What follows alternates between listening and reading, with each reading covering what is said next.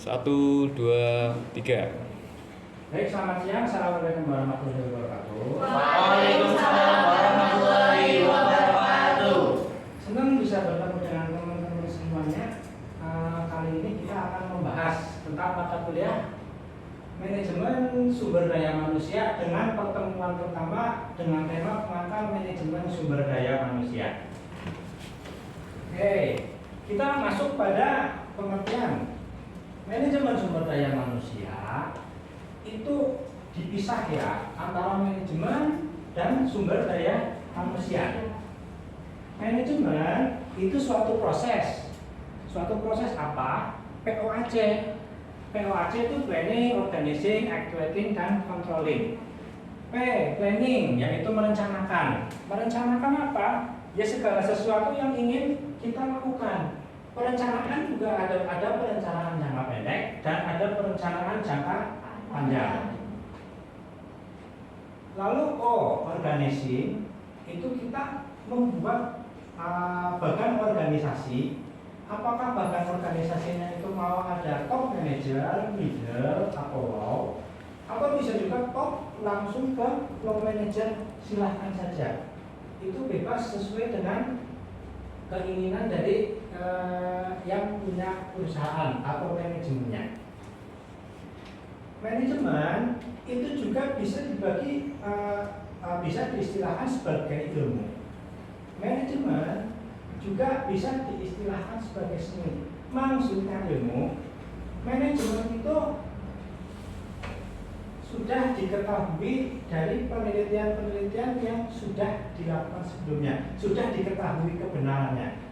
Misalnya, kenapa sih seorang manajer, seorang pemimpin maksimal memimpin 20 orang, tidak bisa lebih? Ya karena sudah ada yang meneliti sebelumnya, yaitu Henry Fayol. Jadi kita sudah tahu, oh iya ya, yang namanya manajer yang maksimal langsung membawahi 20 orang. Lalu bisa dikatakan manajemen sebagai seni, yaitu bagaimana kita menyelesaikan suatu pekerjaan dari tangan orang lain. Maksudnya orang lain itu teman-teman kita, rekan bisnis kita, bawahan kita, gitu ya. Atau orang yang bisa berkoordinasi dengan kita. Lalu pengertian berikutnya, pengertian sumber daya manusia. Sumber daya manusia itu segala macam potensi yang dimiliki oleh manusia. Apa potensinya? Macam-macam. Misal dia bisa mengerti, dia bisa memasarkan, dia bisa menghitung uang, gitu ya. Itu potensi yang dimiliki. Potensi apa? Potensi yang didasari pada kualitas seseorang, sumber daya manusianya. Jadi pengertian manajemen sumber daya manusia yaitu proses yang dilakukan untuk mengetahui atau menamakan potensi apa yang ada dalam manusia tersebut. Itulah yang dinamakan pengertian manajemen sumber daya manusia. Oke. Perbedaan manajemen dengan manajer. Kalau manajemen tadi suatu proses yang POAC ya, planning, organizing, actuating, dan controlling. Kalau manajer yaitu orang yang melaksanakan proses tersebut.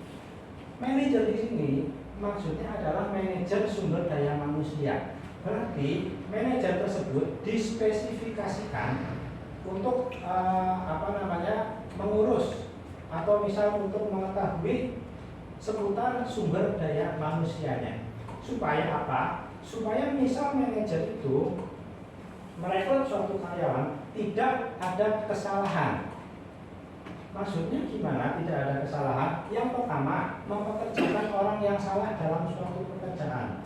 Orang yang diam, orang yang tenang, orang yang senang duduk di depan komputer, alangkah baiknya jangan dipasangkan pada bagian pemasaran. Karena dia akan bingung, biasa dia nggak pernah bergaul dengan orang lain, kalau suruh keluar memasarkan itu kurang tepat. Lain halnya seseorang yang aktif, energi, suka bergaul, suka komunikasi, ditempatkan dalam satu ruangan ditempatkan dalam komputer, maka orang tersebut dimungkinkan akan jenuh. Jadi supaya tidak salah. Yang kedua, mengalami perputaran tenaga kerja yang tinggi, turnover yang tinggi. Jangan sampai kita merekrut orang, kita menyeleksi orang sampai kita menerima, tapi orang tersebut tidak betah atau kita yang tidak cocok dengan orang tersebut. Perputaran tenaga kerja yang tinggi akan membuat efisiensi perusahaan semakin turun karena akan boros. Orang yang sudah terlatih, perusahaan sudah melatih, perusahaan sudah mengeluarkan uang, tahu-tahu karyawannya keluar, merekrut lagi, berarti melatih lagi dari awal. Maksudnya supaya tidak terjadi perputaran tenaga kerja yang tinggi. Yang ketiga, mempunyai orang yang bekerja yang tidak optimal. Orang kerja tidak optimal itu bisa dikarenakan penempatannya yang salah seperti tadi yang disebutkan. Kalau orang baiknya di marketing, misal di bagian keuangan. Terus orang tidak optimal itu maksudnya sebenarnya dia tidak punya kemampuan atau punya kemampuan yang kurang diminati oleh perusahaan. Ya sehingga sehingga pekerjaannya tidak optimal. Yang nomor 4, membawa waktu dengan wawancara yang bertele-tele. Proses wawancara punya potensi orang yang diwawancarai itu dapat berbohong. Apakah Anda berminat bekerja di sini? Ya. Apakah Anda menguasai suatu skill? Ya. Apakah gaji yang kami tawarkan Anda merasa puas? Ya. Itulah yang dimaksud wawancara punya potensi untuk berbohong. Yang berikutnya, membuat perusahaan menghadapi tuntutan hukum. Misalnya, memberikan kompensasi yang tidak sesuai dengan UMR. Atau yang berikutnya,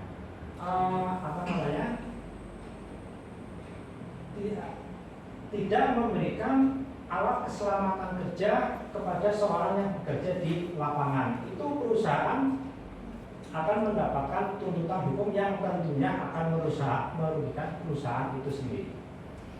Lalu berikutnya, pemberian gaji karyawan yang tidak adil. Ini sangat subjektivitas sangat tinggi. Yang dimaksud adil bagaimana? Misalnya jam kerjanya sama, kok gajinya beda. Jabatannya sama, kok gajinya beda. Lalu tanggung jawabnya sama, kok gajinya bisa beda. Itu akan setiap karyawan akan merasa tidak adil. Yang berikutnya, tugas manajer SDM ada 3 fungsi lini, fungsi koordinasi, dan fungsi staf. Fungsi lini maksudnya fungsi yang dilakukan oleh suatu manajer pada bagian di bawahnya. Lini itu maksudnya tegak lurus. Di saat manajer pemasaran merasakan tingkat penjualan yang menurun, maka manajer pemasaran akan mencoba mengevaluasi atau menasihati staf-staf di bidang pemasarannya. Begitupun juga fungsi dari SDM, begitupun juga fungsi dari keuangan. Garis ini garis lurus yang di bawahnya. Yang berikutnya, fungsi koordinasi. Fungsi koordinasi itu maksudnya namanya satu manajer atau namanya bagian SDM itu berkoordinasi dengan mungkin lintas departemen, manajer SDM berkoordinasi dengan manajer pemasaran, manajer SDM berkoordinasi dengan manajer keuangan. Itu yang dimaksud fungsi koordinasi. Yang berikutnya, fungsi staf. Manajer SDM itu dikatakan staf, maksudnya staf punya fungsi. Kenapa manajer SDM dikatakan sebagai staf? Karena manajer SDM itu juga termasuk karyawan. Yang dimaksud fungsi staf, manajemen SDM itu bisa juga menasihati CEO-nya, menasihati direkturnya, menasihati pemilik perusahaannya. Tentang apa? Ya tentang SDM yang potensial dan tidak potensial untuk tetap dipertahankan, untuk tetap dilanjutkan, atau tidak dilanjutkan ke pekerjaan yang berikutnya dalam jangka waktu ke depan. Itu yang dimaksud fungsi staf. Lalu ada tantangan manajemen SDM. Yang pertama, perkembangan teknologi, globalisasi dan kompetisi, deregulasi, sifat pekerjaan, cara seseorang dalam bekerja dipengaruhi teknologi, demografi, tenaga kerja, antar generasi. Kalau ada kata-kata teknologi, itu maksudnya manusianya, orangnya. Manusianya itu bekerja mengikuti teknologi. Jika misalnya saya contohkan, jika seorang dosen disuruh melakukan kegiatan belajar mengajar secara online, maka dosen harus bisa mengoperasikan perangkat tersebut, misalnya Zoom, misalnya Gmail. Itu pekerjaan yang dipengaruhi teknologi. Lalu ada namanya deregulasi atau perubahan kebijakan. Ada yang namanya regulasi. Regulasi itu aturan. Deregulasi itu maksudnya perubahan kebijakan. Misalnya di kampus kita ada perubahan kebijakan pembayaran UKT yang naik. Lalu pembayaran UKT-nya yang naik itu bagaimana nanti mahasiswa? Apakah tetap lanjut kuliah? Apakah nanti mahasiswanya bisa demo? Apakah nanti kampus menjadi sepi atau ada prediksi-prediksi lain? Itu yang harus diketahui oleh manajemen SDM. Bagaimana cara mengatasinya? Lalu yang terakhir ada demografi, tenaga kerja atau cara kerja antar generasi. Generasi sebelum teman-teman mahasiswa mungkin datang ke kantor itu sangat senang, bekerja sangat gembira karena yang namanya bekerja ya di kantor. Lalu generasi sebelumnya jenengan melahirkan generasi-generasi, yaitu generasinya jenengan yang mungkin punya pemikiran beda tentang bagaimana cara bekerja. Teman-teman mungkin berpikir bekerja sudah tidak zamannya ada di kantor, tapi bekerja itu bisa di mana saja, kapan saja, karena semua sudah global gitu loh, sudah menyeluruh, sudah bisa diakses oleh internet, sudah bisa diakses oleh komputer. Itulah maksudnya ada yang disebut demografi tenaga kerja. Lalu yang berikutnya ada aktivitas manajemen SDM. Yang pertama rekrutmen. Rekrutmen itu adalah mengajak seseorang untuk rame-rame mendaftar di kantor kita, rame-rame mendaftar di perusahaan kita, yang tentunya dalam rekrutmen itu dicantumkan segala kompetensi apa yang dibutuhkan, pendidikan apa minimal gitu kan. Tapi kalau misal siapapun dalam tahap rekrutmen boleh mendaftar, walaupun ada batasan-batasan kompetensi atau syarat-syarat yang diperuntukkan. Dalam rekrutmen nanti ada analisis pekerjaan dan perencanaan SDM. Maksudnya kenapa kok melakukan rekrutmen ya? Gitu kan. Kenapa melakukan rekrutmen? Karena kita akan mencari orang yang cocok di bidang tertentu. Maksudnya di bidang tertentu, di bidang yang diinginkan perusahaan kita. Perencanaan SDM itu maksudnya mengadakan rekrutmen karena kita meramalkan. Meramalkan, oh kita kayaknya sepertinya butuh tenaga-tenaga baru, tenaga-tenaga tampil yang kita inginkan. Lalu seleksi, berikutnya ada seleksi, yaitu kita memilih setelah rekrutmen banyak lamaran, kita memilih oh ini yang cocok, ini yang tidak cocok. Lalu setelah seleksi ada orientasi. Orientasi ini di dalamnya maksudnya orientasi itu adalah orang yang sudah lolos tahap seleksi, orang yang sudah pasti diterima di perusahaan. Orang yang sudah pasti diterima perusahaan, masa orientasi itu ada pelatihan dan pengembangan. Yang berikutnya ada penilaian kinerja. penilaian kinerja itu ada promosi, mutasi, dan demosi. Kalau misal penilaian kerjanya bagus, pasti dimungkinkan dapat promosi. Kalau misal satu perusahaan butuh seseorang di luar kota atau di luar negeri, maka akan terjadi mutasi. Kalau demosi itu hukuman, misal dinilai kerjanya buruk, itu bisa diturunkan jabatannya atau gajinya. Itu yang dimaksud demosi. Kalau aktivitas manajemen SDM yang tidak kalah penting ya K3, keselamatan, keamanan, dan kesehatan kerja. Bagaimana saya contohkan dalam pengantar ini, misalnya tata ruang dalam pengoperasian komputer. Yang namanya komputer diusahakan kabel-kabel tertata rapi, jangan semrawut atau misal tidak beraturan. Kalau misal ada kabel yang terkelupas, kita tidak sengaja menginjak, maka kita akan tersetrum. Itu yang dimaksud K3.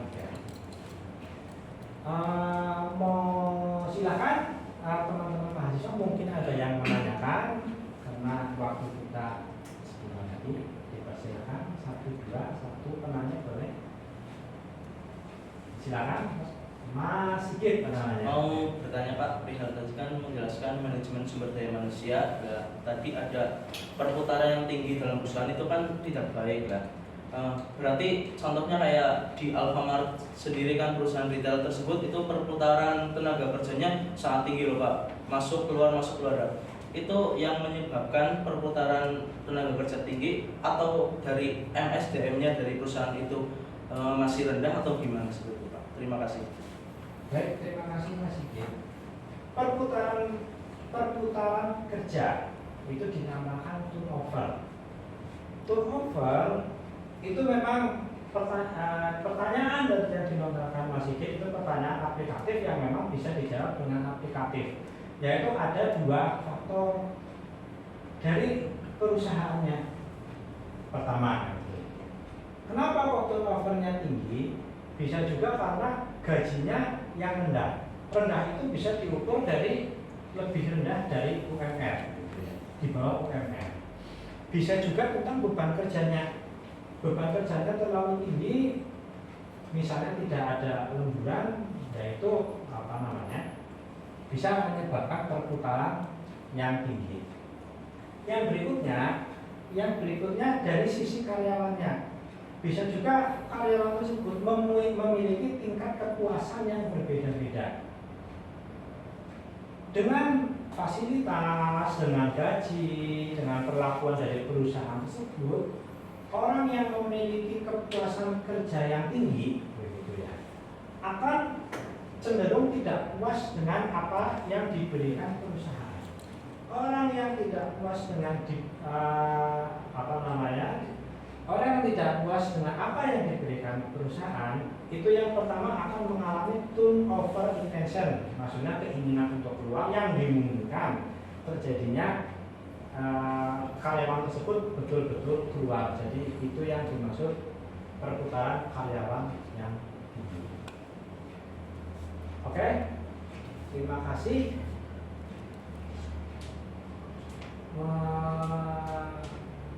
Ada lagi? Cukup Pak. Baik, kalau cukup saya akhiri ya untuk perkuliahan pada siang hari ini.